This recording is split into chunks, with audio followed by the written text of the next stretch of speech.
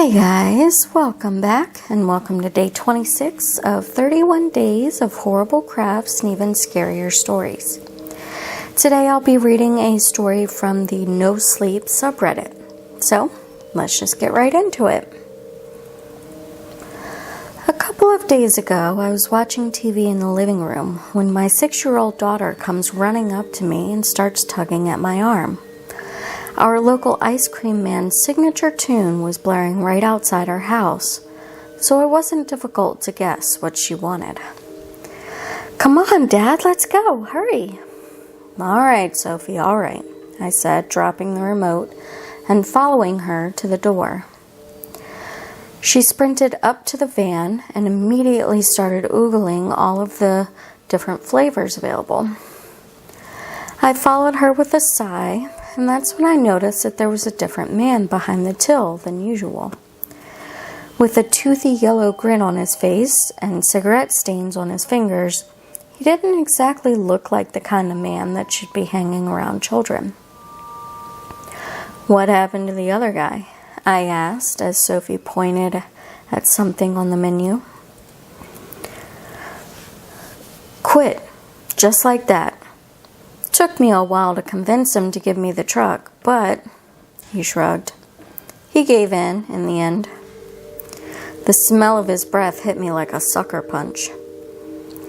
"Dad, there's a new flavor," Sophie said, pointing at one of the signs on the truck. It read, "Our brand new flavor, the Ice Cream Man Special." "Is that what you want, Sophie?" I asked, suddenly easy. "Heck yeah," she yelled, pumping her fist in the air. "All right, how much will that be?" I said, taking out my wallet. Luckily, this Ice Cream Man Special was still the same price as a regular Whippy with Flake. Looked pretty much the same too, and I was about to ask what was so special about it when Sophie said, "This is so good," and proceeded to get more ice cream smeared on her face. It was the same price after all, so I didn't really care. Though I had a feeling the ice cream man, whoever this guy was, watched us all the way as we walked back to our house. That night, I woke to someone banging on the front door. Not knocking, but slamming it with their hands as if they desperately needed to be let in. "What the hell?" I muttered, getting out of bed and taking a peek from between the blinds of the upstairs window. Lo and behold, it was that bloody ice cream man. And he was looking straight at me.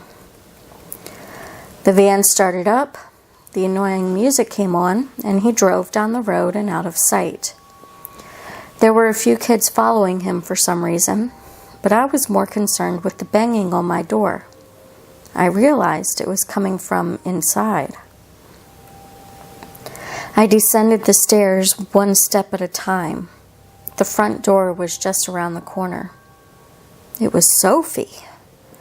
She was slamming into the door with her shoulder, punching the glass panes, trying the handle, all in the space of a few seconds. "Sophie?" I whispered, approaching her. At the sound of her name, she started crying. I hugged her. "What were you doing, Sophie? What were you doing?" She shook her head and cried into my neck. Her shoulder and arms were bruised from hitting the door. God knows how long she'd been at it. She fell asleep in my arms, and I tucked her back into bed, though I myself only fell asleep sometime around sunrise. Last night was much worse. I was on the alert this time, and I heard the ice cream man's music as he made his way down our street, slowly, crawling along as if he was waiting for something. I hurried to Sophie's room. Yes, she was already stirring. I decided I would take her to my room and picked her up, blanket and all.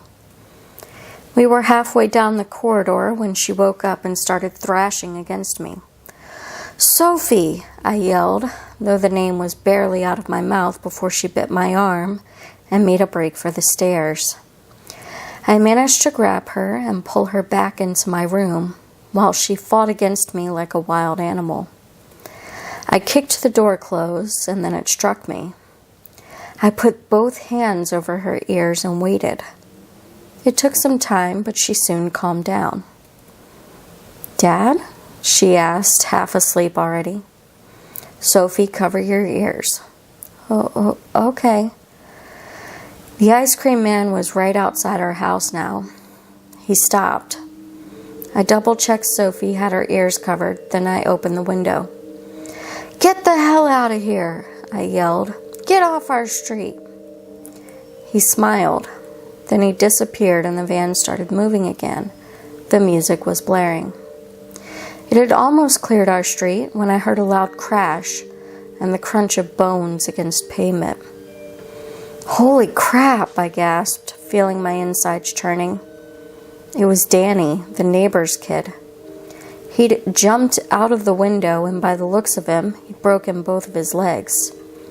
There must have been a million cuts on that boy, and he left a trail of blood as he dragged himself after the ice cream man, grinning the whole time.